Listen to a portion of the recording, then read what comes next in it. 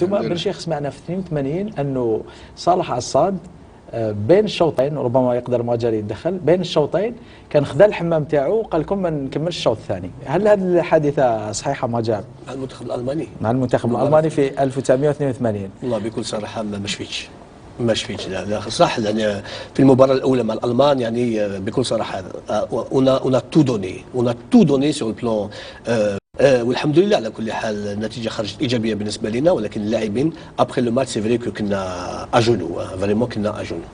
وحادثه صالح عصاد اللي ما حبش يكمل اللقاء بين الشوطين، ما حبيش تحكي لنا عليها مواجهه؟ لا لا لا لا، ما كان جو نكوا با باسكو عصاد كمل المباراه. وزيد نقول لك ثاني، ممكن الناس ما على بالهمش، اول مره نقولها، انا امام المنتخب الالماني جيتي بليسي ولعبت. كانوا عندي لي زاديكتور وكنت نلعب بلي زاديكتور ابخي لو ماتش. واش نقول لك، ابخي الماتش ما نجيش با نمشي. في الدقائق الاخيره شفتوا الفرصه اللي جاتنا مرزقان من الجهه اليمنى، طلعوا سلالوم افيك لو بالون ودار لي لو روتري وسددته بالبي دروا بالرجل المريضه.